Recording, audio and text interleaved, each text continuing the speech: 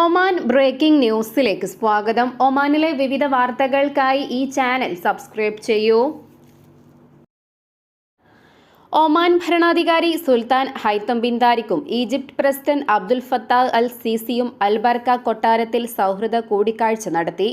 പ്രാദേശിക വിഷയങ്ങളും അവയുടെ രാഷ്ട്രീയ, സാമ്പത്തിക, സുരക്ഷാ പ്രത്യാഘാതങ്ങളും ഇരുവരും ചർച്ച ചെയ്തു. അമേരിക്ക ഇറാൻ പ്രതിസന്ധിക്ക് ചർച്ചകളിലൂടെയും നയതന്ത്ര ചാനലുകളിലൂടെയും അന്തിമ പരിഹാരം കാണുന്നതിനെക്കുറിച്ചുള്ള കാഴ്ചപ്പാടുകളും പങ്കുവച്ചു. ഒമാൻ ഭാഗത്ത് നിന്നും റോയൽ ഓഫീസ് മന്ത്രി general Sultan bin Muhammad Al Nu'mani, വിദേശകാര്യമന്ത്രി Sayyid Badr bin Hamad Al Busaidi തുടങ്ങിയവർ യോഗത്തിൽ പങ്കെടുത്തിരുന്നു. ഈജിപ്ഷ്യൻ പക്ഷത്തു നിന്നും പ്രസിഡന്റിന്റെ office chief major general Ahmed Ali Mohammed, വിദേശകാര്യ കുടിയേറ്റ മന്ത്രി ഡോക്ടർ ബദൽ അബ്ദുൽ ആറ്റി എന്നിവരും പങ്കെടുത്തു.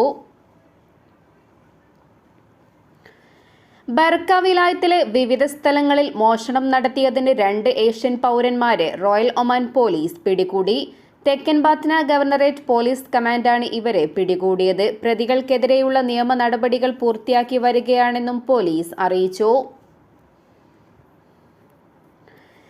ഗൾഫ് പ്രവാസികളുടെ യാത്രാ സ്വപ്നങ്ങളിൽ വിലങ്ങുതടിയായി വിമാന നിരക്കുകൾ കുതിച്ചുയരുന്നു. വിമാന ഇന്ധനത്തിന്റെ വിലയിലുണ്ടായ അപ്രതീക്ഷിത വർധനവും പശ്ചിമേഷ്യൻ രാജ്യങ്ങളിലെ രാഷ്ട്രീയ അസ്ഥിരതയും കാരണം വിമാന കമ്പനികൾ നിരക്ക് കുത്തനെ കൂട്ടിയതോടെ സാധാരണക്കാരായ പ്രവാസികളാണ് കടുത്ത പ്രതിസന്ധിയിലായിരിക്കുന്നത്. സ്കൂൾ അവധിക്കാലം മുന്നിൽ കണ്ട് കുടുംബങ്ങളെ നാട്ടിലേക്ക് അയക്കാൻ പദ്ധതി ഇട്ടവരെയാണ് ഇത് കൂടുതൽ ബാധിക്കുന്നത്. അന്താരാഷ്ട്ര വിപണിയിൽ ക്രൂഡ് ഓയിൽ വിലയിലുണ്ടായ മാറ്റങ്ങൾ വിമാന ഇന്ധനത്തെയും ബാധിച്ചിട്ടുണ്ട്. ഇന്ത്യയിൽ വിമാന ഇന്ധനവില ഇരട്ടിയായി വർദ്ധിച്ചതോടെ അന്താരാഷ്ട്ര സർവീസുകളുടെ ടിക്കറ്റ് നിരക്കിൽ വലിയ മാറ്റമുണ്ടായി. ഒരു വിമാന കമ്പനിയുടെ പ്രവർത്തന ചെലവിന്റെ 40% ഇന്ധനത്തിനായി ചെലവാക്കേണ്ടി വരുന്ന സാഹചര്യത്തിൽ അധിക ഭാരം യാത്രക്കാരിൽ നിന്നും ഈടാക്കാതെ മുന്നോട്ടു പോകാൻ സാധിക്കില്ല എന്നാണ് കമ്പനികളുടെ നിലപാട്. ഇത് പ്രവാസികളുടെ ജീവിത ചെലവ് വർദ്ധിക്കുന്നതിനും കാരണമാകുന്നു. കേരളത്തിലെ വിവിധ വിമാനത്താവളങ്ങളിലേക്ക് ഗൾഫ് നഗരങ്ങളിൽ നിന്നുള്ള ടിക്കറ്റ് നിരക്ക് സാധാരണയേക്കാൾ 5 ഇരട്ടി വരെയാണ് വർദ്ധിച്ചിരിക്കുന്നത്. കേരളത്തിലേക്കുള്ള യാത്രക്കാരെ ലക്ഷ്യമിട്ട് എയർലൈനുകൾ വലിയ രീതിയിലുള്ള ചൂഷണമാണ് നടത്തുന്നതെന്നും പ്രവാസി സംഘടനകൾ ആരോപിക്കുന്നു. പശ്ചിമേഷ്യൻ പ്രതിസന്ധിയും വിമാന സർവീസുകളും പശ്ചിമേഷ്യയിലെ നിലവിലെ സംഘർഷാവസ്ഥയെ തുടർന്ന് പല വിമാനങ്ങളും സുരക്ഷിതമായ മറ്റ് റൂട്ടുകളിലൂടെയാണ് സഞ്ചരിക്കുന്നത്. ഇത് യാത്രാസമയം വർദ്ധിപ്പിക്കുക മാത്രമല്ല, ഇന്ധന ഉപഭോഗം വൻതോതിൽ കൂടാനും കാരണമാകുന്നു. റൂട്ടിലെ ഈ മാറ്റങ്ങളും ടിക്കറ്റ് നിരക്ക് വർദ്ധിക്കാൻ ഇടയാക്കിയതായും റിപ്പോർട്ടുകൾ സൂചിപ്പിക്കുന്നു. അവധിക്കാല യാത്രയ്ക്കായി കാത്തിരിക്കുന്ന പ്രവാസികളെ ചൂഷണം ചെയ്യുന്നത് അവസാനിപ്പിക്കണമെന്നും ബന്ധപ്പെട്ടവർ ആവശ്യപ്പെടുന്നു. വിമാന സർവീസുകൾ റദ്ദാക്കിയതുമായി ബന്ധപ്പെട്ട റീഫണ്ടുകൾ വേഗത്തിലാക്കണം. സീസൺ സമയങ്ങളിൽ വിമാന കമ്പനികൾ ഏർപ്പെടുത്തുന്ന അമിത ചാർജിന് നിയന്ത്രണം കൊണ്ടുവരണം. ജൂലൈ മാസത്തിൽ സ്കൂളുകൾ തുറക്കുന്നത് കണക്കിലെടുത്ത് മെയ് പകുതിയോടെ പ്രവാസികളുടെ വലിയ തിരക്ക് അനുഭവപ്പെടും എന്നതിനാൽ വരും ദിവസങ്ങളിൽ ടിക്കറ്റ് ലഭ്യത കുറയുന്നതിനും നിരക്ക് ഇനിയും ഉയരാൻ സാധ്യതയുണ്ടെന്നും ബന്ധപ്പെട്ട അധികൃതർ അറിയിച്ചു.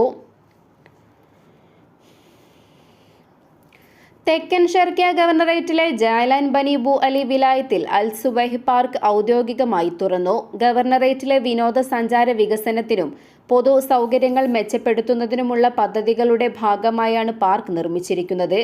കുടുംബങ്ങൾക്കും കുട്ടികൾക്കുമായി വിപുലമായ സൗകര്യങ്ങളാണ് പാർക്കിൽ ഒരുക്കിയിട്ടുള്ളത്. പച്ചപ്പുള്ള വിശാലമായ സ്ഥലങ്ങൾ, കുട്ടികൾക്കുള്ള കളിസ്ഥലങ്ങൾ, നടപ്പാതകൾ, ഇരിക്കാനുള്ള സൗകര്യങ്ങൾ എന്നിവ ഇതിൽ ഉൾപ്പെടുന്നു. പ്രദേശവാസികൾക്ക് ഒത്തുചേരാനും വിശ്രമിക്കാനും അനുയോജ്യമായ ഒരു ഇടം നൽകുന്നതോടൊപ്പം പ്രകൃതി ഭംഗി സംരക്ഷിച്ചുകൊണ്ടുള്ള വികസനമാണ് മുനിസിപ്പാലിറ്റി ഇവിടെ ലക്ഷ്യമിടുന്നത്.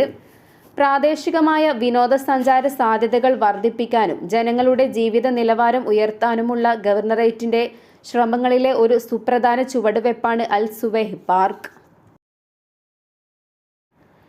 മോശം കാലാവസ്ഥയെ പ്രതിരോധിക്കാനും പൊതു അടിസ്ഥാന സൗകര്യങ്ങൾ സംരക്ഷിക്കാനുമുള്ള നടപടികളുടെ ഭാഗമായി മത്ര വിലായത്തിലെ വാദി ഡാർസൈറ്റ് തീരദേശ ഔട്ട്ലെറ്റിൽ ബലപ്പെടുത്തൽ ജോലികൾ പൂർത്തിയാക്കി. മസ്കറ്റ് മുനിസിപ്പാലിറ്റിയുടെ നേതൃത്വത്തിലാണ് പ്രവർത്തനങ്ങൾ നടക്കുന്നത്. ശക്തമായ മഴയുണ്ടാകുന്ന സമയത്ത് വെള്ളത്തിന്റെ ഒഴുക്ക് കൃത്യമായി നിയന്ത്രിക്കാനും മണ്ണൊലിപ്പ് മൂലമുണ്ടാകുന്ന അപകട സാധ്യതകൾ കുറയ്ക്കാനുമാണ് ഈ പദ്ധതിയിലൂടെ ലക്ഷ്യമിടുന്നത്. ഗവർണറേറ്റിലുടനീളം അടിസ്ഥാന സൗകര്യങ്ങൾ മെച്ചപ്പെടുത്തുന്നതിനായി മുനിസിപ്പാലിറ്റി നടപ്പിലാക്കി വരുന്ന വികസന പ്രവർത്തനങ്ങളുടെ ഭാഗമായാണിതെന്നും അധികൃതർ അറിയിച്ചു. ഒമാനിലെ പൊതുജനാരോഗ്യ സുരക്ഷ ശക്തമാക്കുന്നതിന്റെ ഭാഗമായി ആരോഗ്യ മന്ത്രാലയം മുൻകരുതൽ നടപടികളിലൂന്നിയുള്ള പുതിയ രോഗനിയന്ത്രണ പദ്ധതി അവതരിപ്പിച്ചു. പടർന്നു പിടിക്കുന്ന രോഗങ്ങളെയും പകർച്ചവ്യാധികളെയും അവ പടരുന്നതിന് മുമ്പ് തന്നെ കണ്ടെത്തി പ്രതിരോധിക്കുക എന്നതാണ് ഈ പദ്ധതിയുടെ പ്രധാന ലക്ഷ്യം. നൂതന സാങ്കേതികവിദ്യ ഉപയോഗിച്ച് രോഗലക്ഷണങ്ങളും റിപ്പോർട്ടുകളും തത്സമയം നിരീക്ഷിക്കുന്നതിനുള്ള സംവിധാനം ഏർപ്പെടുത്തും. രാജ്യത്തിന്റെ വിവിധ ഭാഗങ്ങളിൽ അടിയന്തര സാഹചര്യങ്ങൾ നേരിടാൻ പ്രാപ്തിയുള്ള മെഡിക്കൽ ടീമുകളെ സജ്ജമാക്കും. ആഗോളതലത്തിലും പ്രാദേശികമായും ഉണ്ടാകാനിടയുള്ള ആരോഗ്യ ഭീഷണികൾ മുൻകൂട്ടി പ്രവചിക്കാനും പ്രതിരോധ നടപടികൾ ആസൂത്രണം ചെയ്യാനും ഡാറ്റ അനലിറ്റിക്സ് പ്രയോജനപ്പെടുത്തും.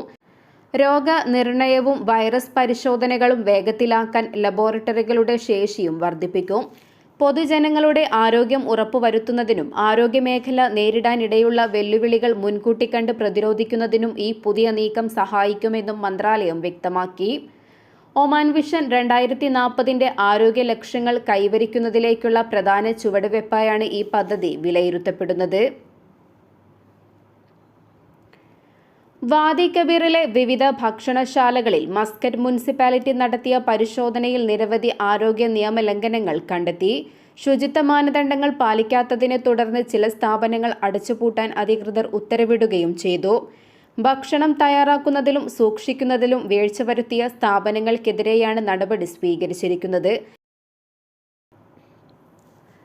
മസ്കറ്റ് ഗവർണറേറ്റിലെ അമരാത്തിൽ പാലത്തിന് മുകളിൽ വാഹനം നിയന്ത്രണം വിട്ട് മറിഞ്ഞുണ്ടായ അപകടത്തിൽ ഡ്രൈവർക്ക് പരിക്ക്. ഇന്നലെ പുലർച്ചെയാണ് സംഭവം നടന്നത്. സ്വകാര്യ വാഹനം നിയന്ത്രണം വിട്ട് പാലത്തിന്റെ കൈവരികളിൽ ഇടിക്കുകയും മറിയുകയുമായിരുന്നു.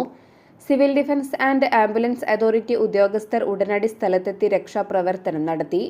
പരിക്കേറ്റ ഡ്രൈവറെ പ്രാഥമിക ചികിത്സ നൽകിയ ശേഷം വിദഗ്ധ പരിശോധനകൾക്കായി ആശുപത്രിയിലേക്ക് മാറ്റി. ഇദ്ദേഹത്തിന്റെ പരിക്ക് ഗുരുതരമല്ലെന്നാണ് പ്രാഥമിക വിവരം. അപകടത്തെ തുടർന്ന് അമറാത്ത് റോഡിൽ അല്പനേരം ഗതാഗത തടസ്സം നേരിട്ടെങ്കിലും റോയൽ ഒമാൻ പോലീസ് ഇടപെട്ട് ഗതാഗതം പുനഃസ്ഥാപിച്ചു. വാഹനമോടിക്കുമ്പോൾ ഡ്രൈവർമാർ കൂടുതൽ ജാഗ്രത പാലിക്കണമെന്നും അധികൃതർ നിർദ്ദേശിച്ചു. സാങ്കേതിക തകരാറിനെ തുടർന്ന് അറബിക്കടലിൽ കുടുങ്ങിയ MV ഗൗതം എന്ന ഇന്ത്യൻ കപ്പലിന് പാകിസ്ഥാൻ നാവികസേനയുടെ സഹായം. കപ്പലിലുണ്ടായിരുന്ന 6 ഇന്ത്യക്കാരും ഒരു ഇന്തോനേഷ്യൻ പൗരനും ഉൾപ്പെടെ 7 ജീവനക്കാരെയാണ് പാക് നാവികസേന രക്ഷപ്പെടുത്തിയത്. ഒമാനിൽ നിന്നും ഇന്ത്യയിലേക്ക് വരികയായിരുന്നു കപ്പൽ. മുംബൈയിലെ maritime rescue and coordination centre Pak അധികൃതരുമായി ബന്ധപ്പെട്ടതിനെ തുടർന്നാണ് രക്ഷാപ്രവർത്തനം ആരംഭിച്ചത്. പാകിസ്ഥാൻ മാരിടൈം സെക്യൂരിറ്റി ഏജൻസിയുടെ സഹായത്തോടെ PMSS കാശ്മീർ എന്ന കപ്പലാണ് രക്ഷാപ്രവർത്തനത്തിനായി അയച്ചത്. ജീവനക്കാർക്ക് ആവശ്യമായ ഭക്ഷണവും മരുന്നും സാങ്കേതിക സഹായവും നൽകിയതായും പാക് സൈന്യം പ്രസ്താവനയിൽ അറിയിച്ചു. യുദ്ധസമാനമായ സാഹചര്യങ്ങളും രാഷ്ട്രീയ സംഘർഷങ്ങളും മേഖലയിൽ നിലനിൽക്കുമ്പോഴും കടലിലെ മാനുഷിക പരിഗണന മുൻനിർത്തി പാകിസ്ഥാൻ നടത്തിയ ഈ നീക്കം ശ്രദ്ധേയമായി. കഴിഞ്ഞ മാസം മറ്റൊരു ചരക്കു കപ്പലിലെ 18 ജീവനക്കാരെയും പാക് നാവികസേന സമാനമായ രീതിയിൽ രക്ഷപ്പെടുത്തിയിരുന്നു.